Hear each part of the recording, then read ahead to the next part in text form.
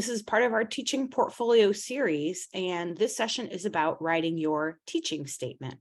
My name is Shed, like the thing in your backyard. I go by she or they pronouns, and I'm a teaching and learning specialist at the CTRL. Gavin? Hi all, my name is Gavin Fromey. I am a graduate assistant working with the teaching and learning team at CTRL. I use they, them pronouns, and thank you so much for joining us on this lovely Wednesday. So we're going to get started with some guidelines for participation. Throughout this workshop, we're going to ask that you first be present, participate in activities in a way that works for you. So you know yourself best. You know what you need today. That might be video on or off, or speaking verbally or participating in the chat.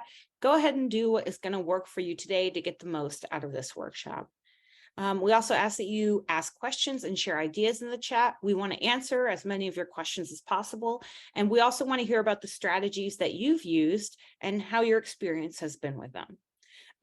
If you do want to speak using video or audio, please feel free to use the raise hand function. That's under reactions, so that we can call on you and give you some space to share what you want us to share. And then, of course, please be generous with your knowledge and respectful of others. We're all coming into conversations about teaching with different experiences and backgrounds, and we want to learn from one another.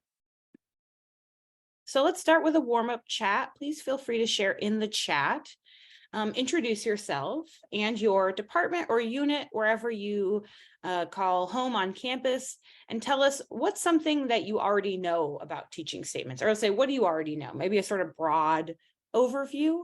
And then what do you want to know about teaching statements? So we'll give you a minute to share in the chat.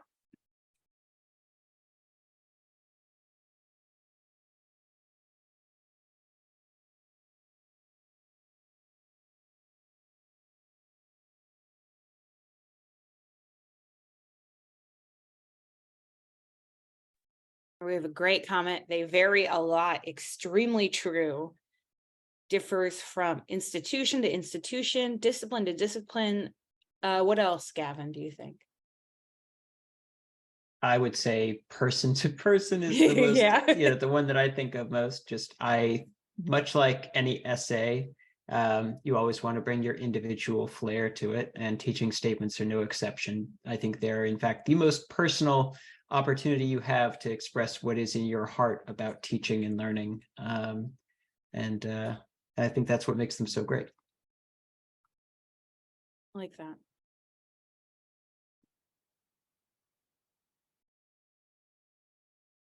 All right, they're personal and concise. Yeah, which makes it really hard to write. A bit different than typical academic writing. Absolutely. Yeah, whereas taking up a lot of space is considered actually really important in some disciplinary contexts. It's important for teaching statements to be really succinct, which can be challenging. It should describe your teaching philosophy. Absolutely, you're spot on. I'd like to know about best practices and if there's a general format. Totally, we're going to talk about that today.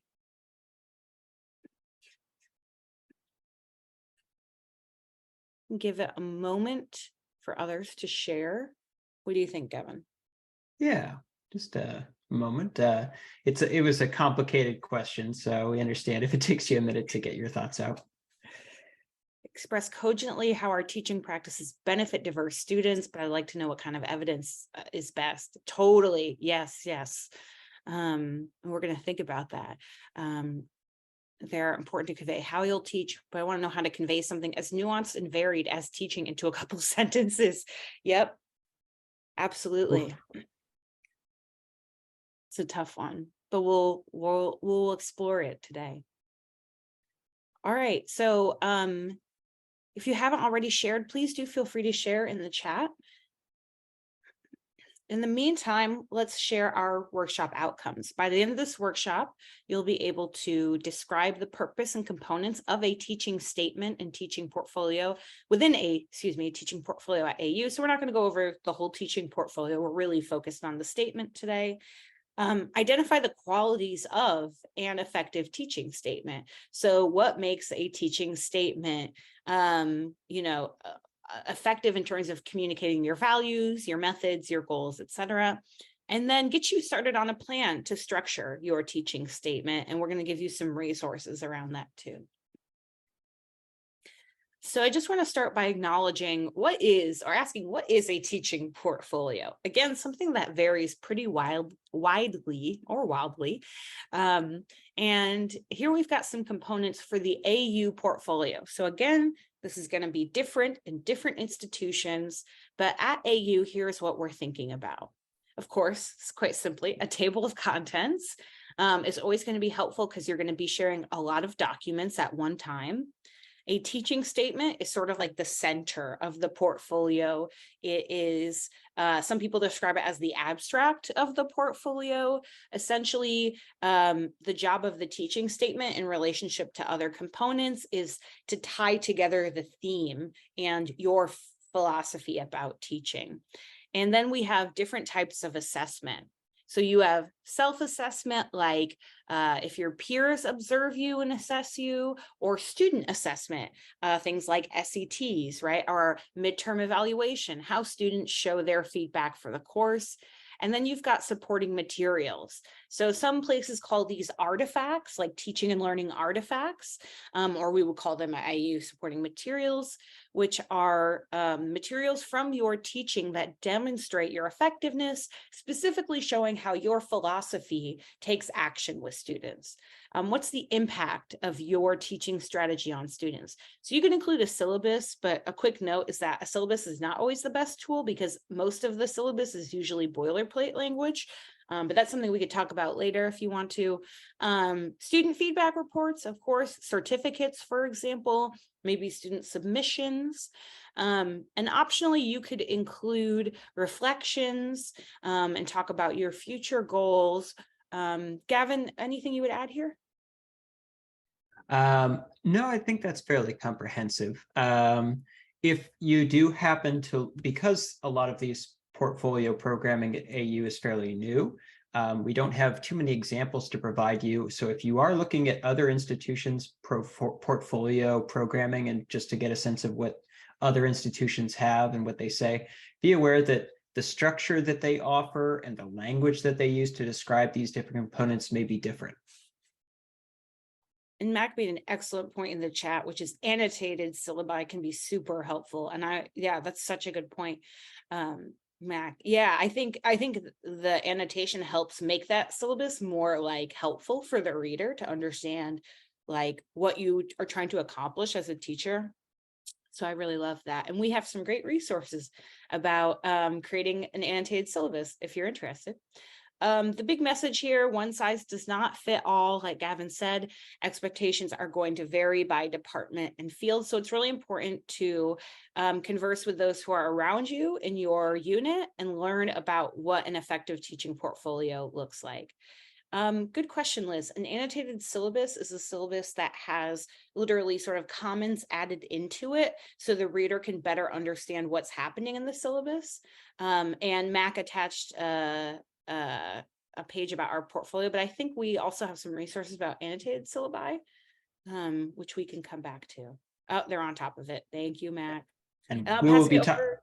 Oh, sorry. Yeah, so I was just going to say we will be talking about that later on in this workshop here. All right, passing it to you, Gavin. Sure. So, as you know, teaching statements are now that you know they're situated within this broader portfolio. But as Shed noted, they're the centerpiece. Sometimes they're described as teaching philosophy statements, and you could think of them as that. But really, they are your opportunity to describe your goals as an instructor. They're typically 2 pages, single spaced. But the rule of any writing assignment is, as long as it needs to be to answer the prompt.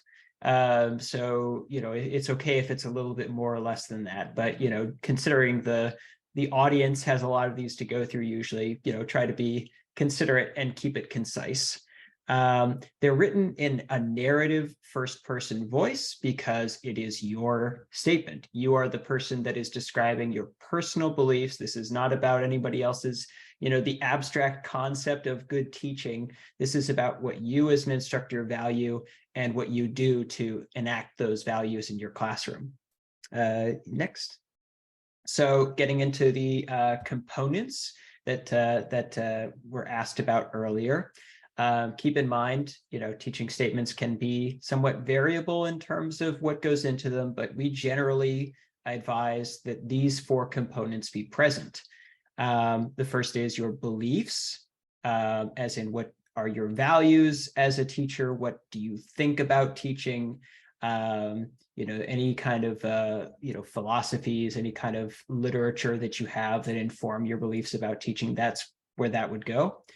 Second, strategies, which is what you do to enact those beliefs. Third is impact, which is how do you measure the effectiveness of those strategies? And the fourth are future goals, which is, how will you improve?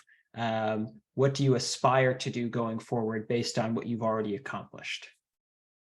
All right. So because these are so personal, we can't really tell you exactly how to, write each section. Thank you. Yes, we will also be sharing a PDF of the slides back. So because we can't necessarily tell you exactly how to organize your beliefs, the best we can come up with is to offer you a series of prompts that can help you to start thinking about your beliefs as an instructor. So, obviously, what are my beliefs about teaching and learning? That's a fairly straightforward one, but specifically, why do you hold these beliefs? So if you believe, for example, that a classroom should be inclusive, that all student voices should be heard and valued, why is that important to you? Where do those beliefs come from? Who or what has informed those beliefs? So if you're citing a specific, figure, a specific work of scholarship, this is the place where you can mention that you can add a specific reference to that. Say, the writing of Ta-Nehisi Coates has been, particularly influential on my thoughts about anti-racist pedagogy, or I really have been informed by the activism of the late, great Judy Heumann to, encourage accessibility in my classroom. So another prompt would be, how have my beliefs influenced my teaching and or scholarly literature? How do these beliefs account for the varying identities and experiences of students? So this is also a chance where you can say, I am very much motivated by accessibility or inclusivity or racial justice, and I'm partly influenced by this work of scholarship, but I'm also greatly influenced by the fact that I know that my students are coming from these different backgrounds, that we have people who are coming from different international contexts, or we have people who are first generation students and so or you came from a first generation background and you really believe that students should have access to basic information that was typically not given to you as a student.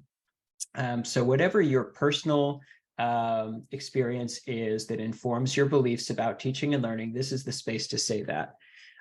Finally, how does my research or discipline inform my teaching practices? So sometimes if you're teaching a subject that has a particular stance on a lot of socio-political topics, you might say that because I'm teaching a course on journalism, I believe that it's important for all students to have these basic skills to be participants in a democratic system. Or I believe that it's important for all students to have these fundamental concepts of mathematics because it will help them in their daily lives. So, thinking about how your specific discipline is relevant to your beliefs about teaching is also, this would be the place to put that in. Shed, next slide. So strategies. There is technically a space between beliefs and strategies, which is to say, you believe these things and you're doing these things. Strategies are an opportunity for you to say, I believe X, and therefore my goal is to do Y. It's all right, Valentina. So in terms of the strategies for your classroom, you really need to think about the approach that you take to enact your beliefs. So what teaching and learning strategies do I currently do, and how do I use these and why do I use these as opposed to others? You have a choice of an infinite number of teaching approaches. So why do you choose the ones that you have in particular, and what has informed that? How do these strategies align with my beliefs? How do I select strategies which are affected by, which are effective for students across a variety of experiences and identities? Once more, bringing it back to the specific context, a student-centered context, in which you are choosing strategies based on the students that you're teaching. So if you are, focused on providing students with a safe space to have a conversation about a difficult topic, taking into consideration that students are coming from different backgrounds and varying levels of experience. How do you create a space where those students feel comfortable to have this conversation? So what is your practice that you enact to create a safe space for students? How do you incorporate diverse perspectives into your classroom material and methodologies? How do you engage students in equitable learning experiences? And the classic, what is motivating you to choose particular teaching strategies over others? So really, this section is, yes, exactly. The goal is to create a clear sense of what your strategies are, but obviously strategies are just strategies until you have an assessment of their impact. So you do one thing, but how do you know it's working? This gets into the question of evidence of how you know your teaching strategies are having an impact on students. There are a few different ways that you can approach this, and it really depends on what strategy you're trying to assess. For some, it can be, I try to improve transparency in my classroom by including more resources and information about assignments in my course syllabus. If that is the case, then providing an annotated syllabus as an artifact would be an excellent way to demonstrate that you do what you say. However, just providing an annotated syllabus doesn't necessarily mean that students are getting something out of that. So how do you get at what students are thinking about or what their impressions are of your teaching strategies? Some ways you could do that are collecting mid-semester student feedback. So around the midpoint in a semester,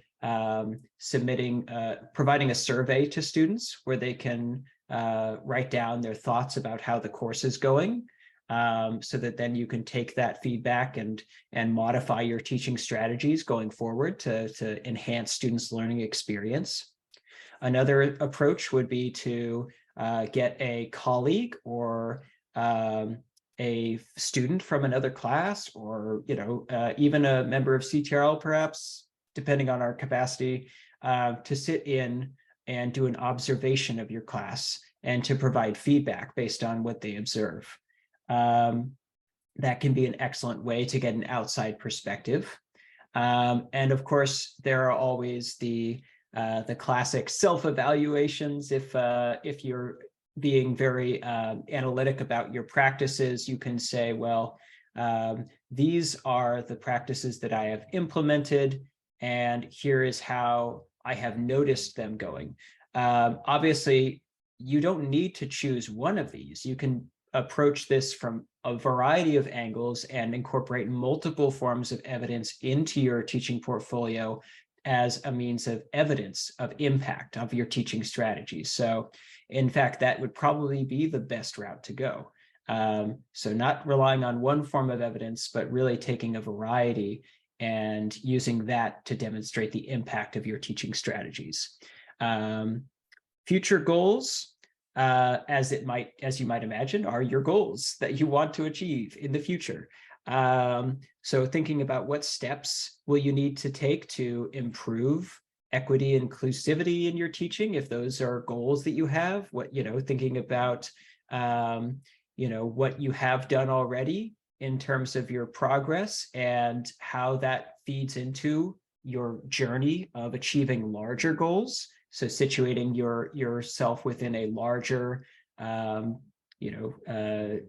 process of improvement, and be aware that you may also decide to expand your future goals by creating an entire section in your portfolio specifically dedicated to future goals. So if it feels like there's a lot you want to talk about and you can't fit it into that 1 to 2 single space pages of a teaching statement, you can add it as its own section and really dive into, here are my goals and here's how I have been working towards them, but I'm not quite there yet. And I think this is a good opportunity for me to share a little worksheet that Shed and I created. This is just a little Word document that compiles essentially the points that I just stated about each of the components of a teaching portfolio, but it provides you a space where you can write up your own notes and thoughts and reflections. And it's essentially a structured artifact to help you brainstorm through your own process of creating a teaching statement. We will also later on, it's okay, you can go to the next one. We will also later on in the workshop be providing you with a copy of these slides, as Mac pointed out earlier. So if I'm going fast and if you want to be able to say, oh, what were those prompts again? Don't worry, we'll provide you with a copy of the slides at the end for your perusal at any future time. Now, I know that was a lot. So please, if you feel like you need a chance to take a break or take a breath, put in the chat, what words will you use to describe your goals as an instructor?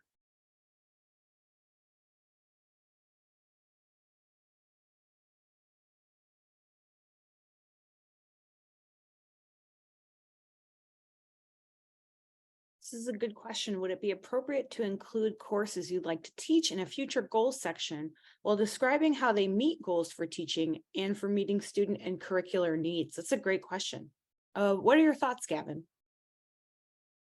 Absolutely. I think that you could say that because it fits into your goals for the future. I plan to teach this course and I aspire to incorporate these elements into the course. You could, as a fact, include an annotated syllabus of that future course as a demonstration of your commitment to achieving those future goals. So absolutely, you could certainly include that.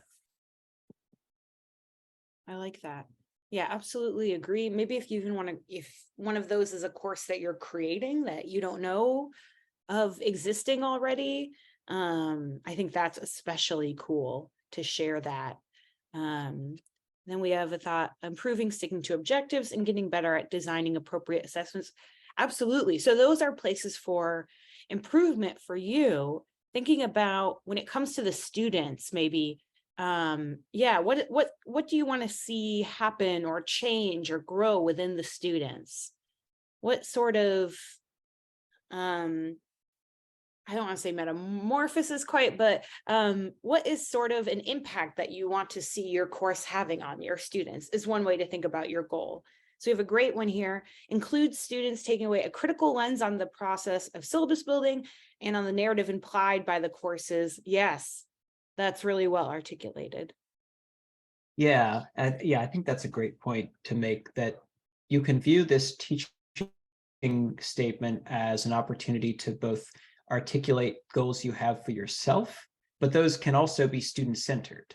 So thinking about how your teaching strategies can better focus on the needs of students and the particular identities of students.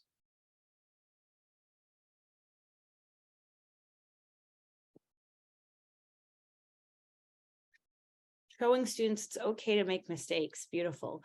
That accessibility is key to learning and that everyone can learn regardless of their background. And finally, to ensure they're able to find reliable information and sources outside the course. I want them to be able to answer their questions on their own once class is over. So I love that, Mac. And often we see that with when people think of like their big goals, they often think of like, what's something the students will take away from the semester? What's something that they leave with that now they can use without me having to be there anymore, essentially. Teach from and encourage students to adopt an anti-racist approach to material. Wonderful. Model kindness and compassion. Give students actual concrete steps to engage with material beyond the classroom. Yeah, be a little disruptive and provide experiential learning opportunities. These are great. These are wonderful. Yeah, absolutely. And I can see how when folks list multiple goals, they're usually intertwined, right, in some way, which is really powerful. As they tend to be, a lot of these things have intersectionality to them. So it's perfectly reasonable to cite multiple goals and to note how these strategies are informed by those multiple goals. Exactly. So, right, I want to, if I want to teach from and encourage students to adopt an anti-racist approach to material, so then what strategies do I use to implement that, like Gavin was saying, and then how do I know they worked with the impact? Okay, should I advance, Gavin? Please be my guest. Cool. So I'm going to offer here's one option for structuring the teaching statement. Of course, like we said, these are really variable and your discipline might use a structure that's very different, but this tends to be a reliable way of structuring the teaching statement. Again, it's good to like see if you can see samples from others in your discipline, in your unit, etc. See what guidance you're given. Here's one option. You would start with your introduction. Introduce yourself, your discipline, the types of courses that you've taught. That would be like a sentence or two, perhaps. And then what we would say, right? Hook the reader. I'm sure you've heard that before. So sort of catch the reader's attention with something that will, in that beginning, get them engaged in your teaching beliefs. So whatever a story or an experience, maybe you start with, I've noticed this is an issue and I'm going to tell you how I deal with it when I'm teaching. I've noticed this inequity and here's how I push back on that as an instructor, and briefly introducing your beliefs, sort of previewing them for your audience. You would then move on to your body paragraph. So sort of a typical US essay structure that a lot of us were taught in perhaps like high school, college, different spaces. 3 to 4 paragraphs, one for each belief. Or you could think of them as one for each goal. So, okay, I want to encourage, for example, trust with my students. And I give trust a paragraph where I talk about how that's a goal for me, and then how I accomplish it, and then how I know I accomplished it. So start with stating your belief. Then you support that with evidence of the strategies and the impact. So what did you do in your practice that allowed that, right? What did you do to bring students to that place, to help them achieve that goal that you set out? And then the conclusion, you summarize your main points, you tie everything together, and then you can share your future goals. That is also a good place to tailor your statement if it's directed at a specific audience. For example, if you're like applying for a grant or something like that, that would be a great place to talk about how your teaching intersects with the mission of that grant, would be in that end section. And I wanted to just make a note that yes, please. Yeah. On that previous slide, I really want to bold and underline the one option for.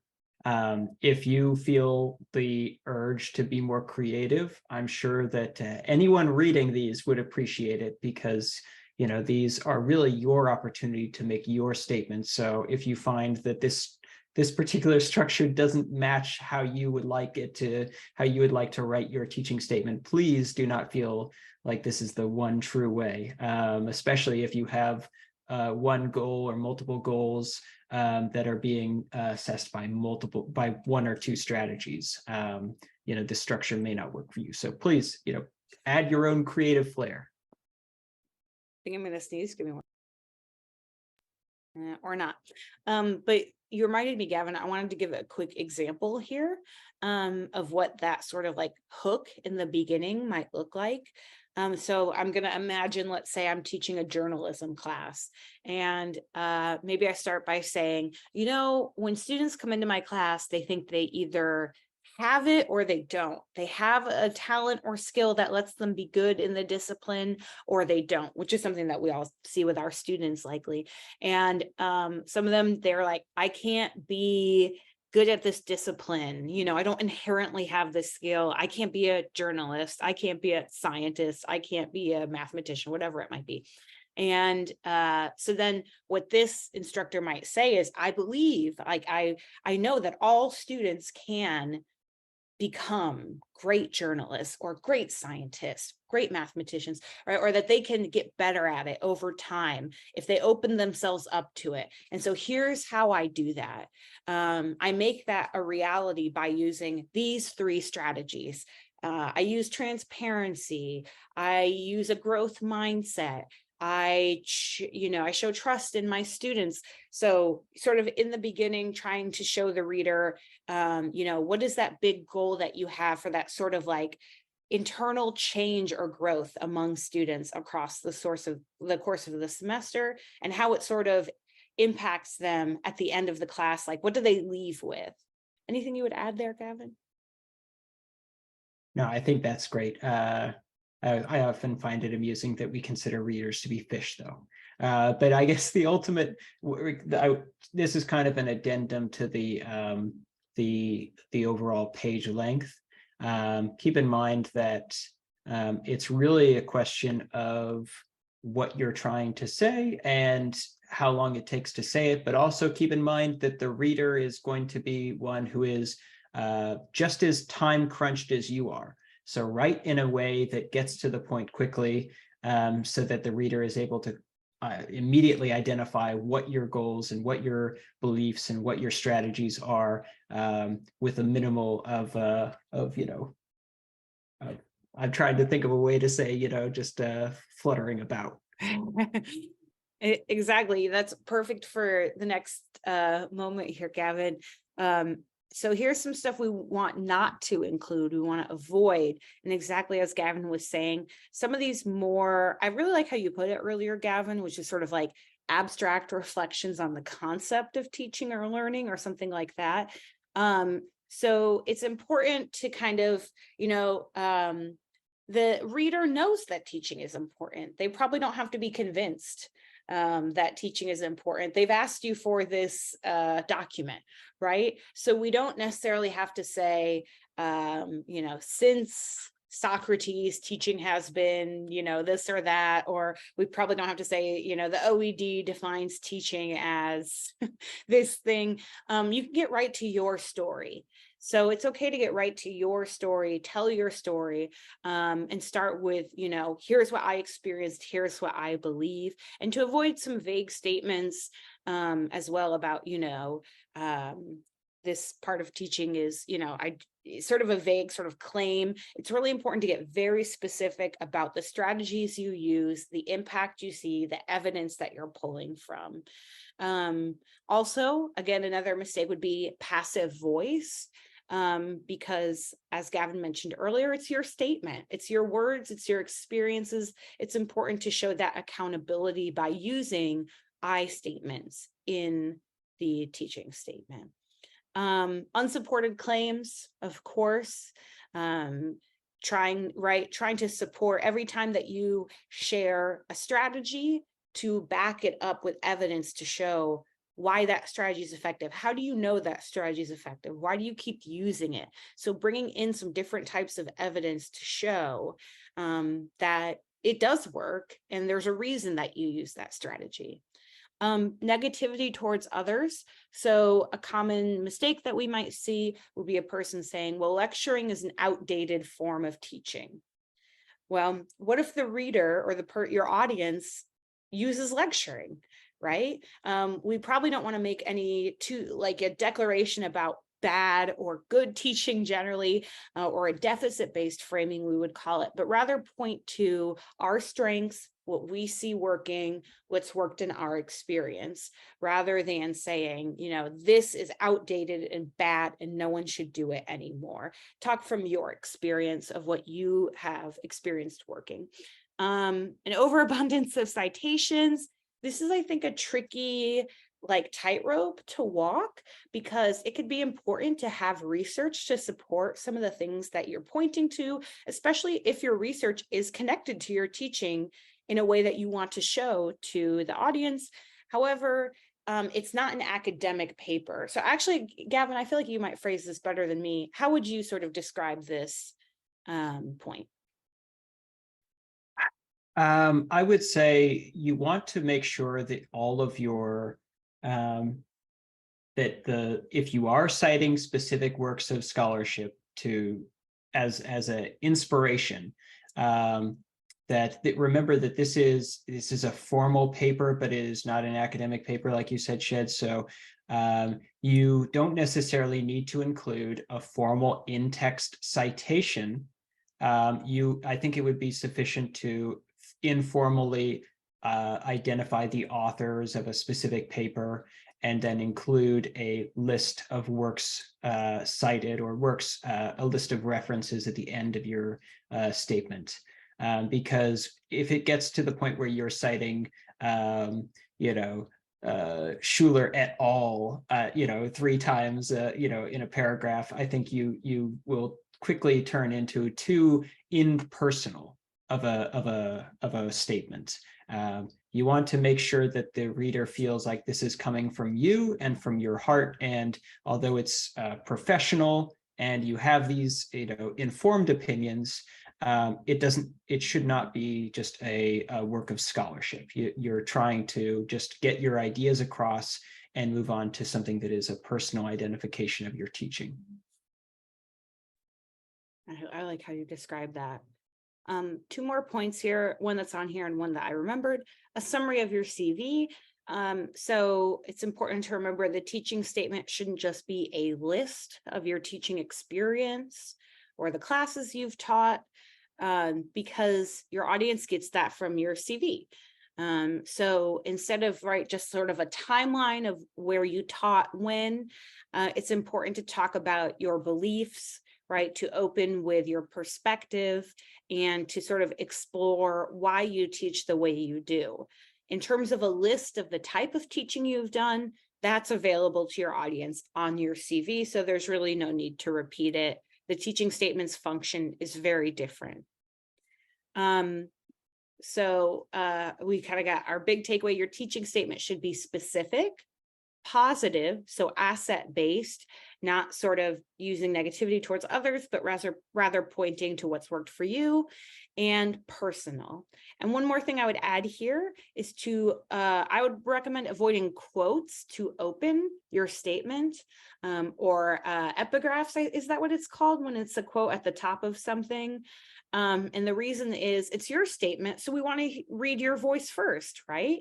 I want to know from you what you believe about teaching before you use someone else's words. So if you do start with a quote or a citation, it might be better to kind of hold off on that for a little while. Gavin, do you have any thoughts there?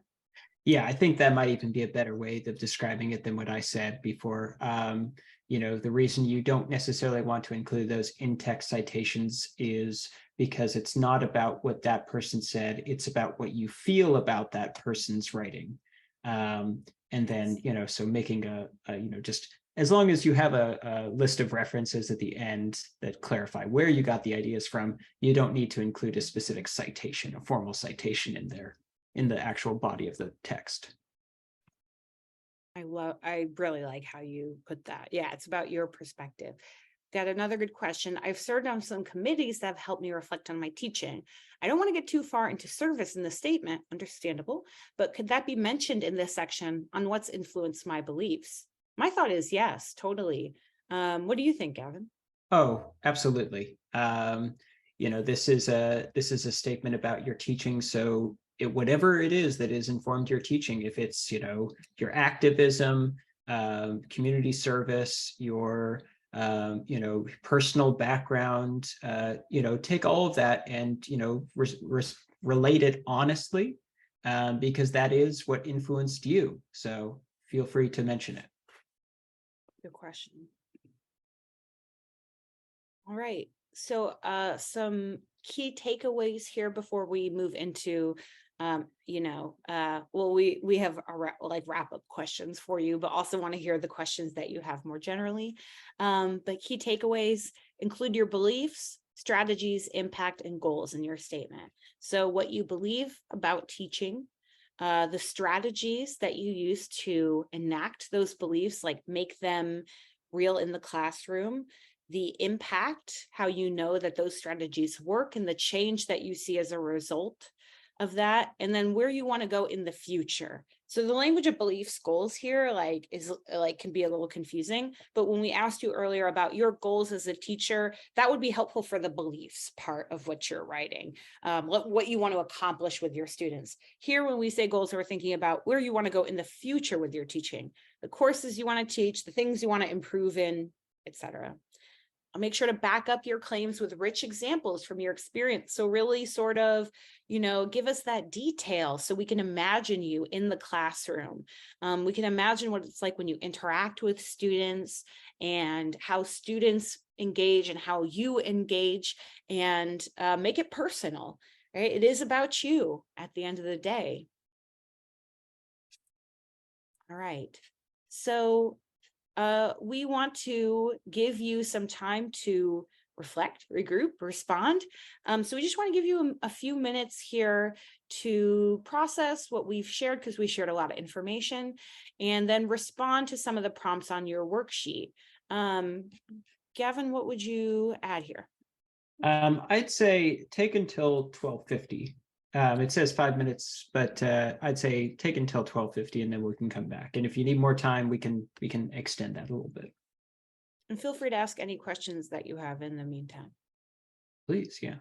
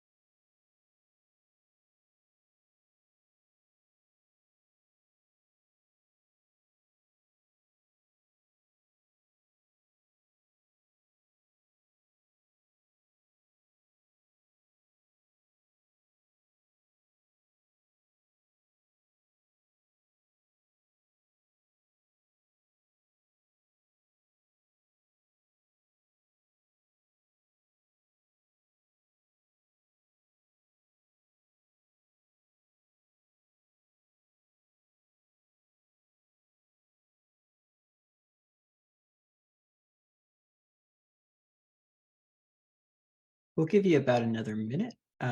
If anyone needs more time, feel free to say so in the chat.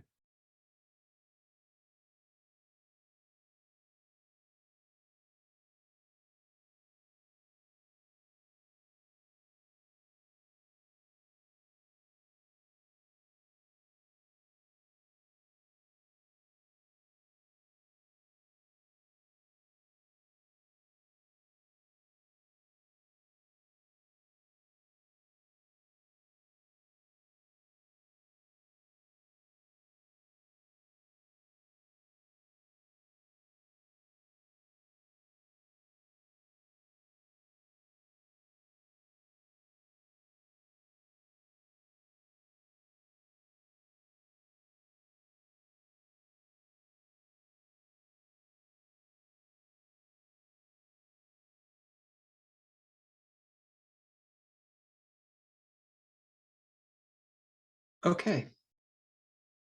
I think we wanted to give you all time, plenty of time to break and reflect. Of course, you're welcome to do that as much as you like outside of this workshop. But I think that pretty much, Shed, correct me if I'm mistaken, but I think that wraps up the content that we wanted to share with you. I just posted a PDF copy of our slides in the chat. You will also be receiving a copy of those through email shortly after this workshop. If you have any questions, we will dedicate, I believe, the rest of the 1 hour. So that's about 9 minutes to answering those. Otherwise, if you have places to be and things to do, thank you for joining us, and we hope that we have clarified some of those early questions you had about the structure of a teaching statement and the best way to go about approaching your own. Shed, any thoughts?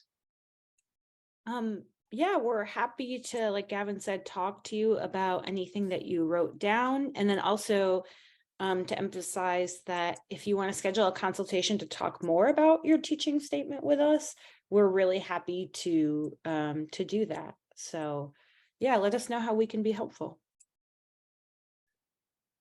Yeah, if you want to ask a question, you're welcome to do so in the chat or just use the raise hand function.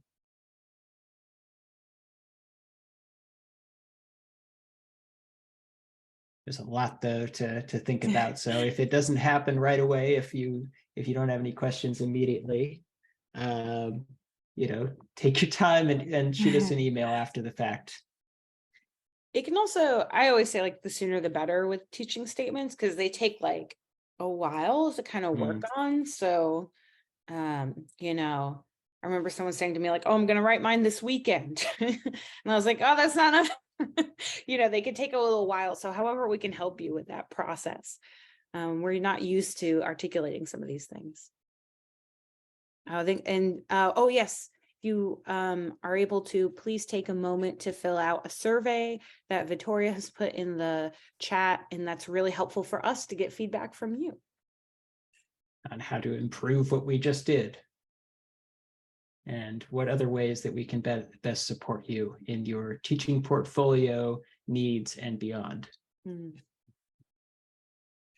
Thank you. Thanks, everyone.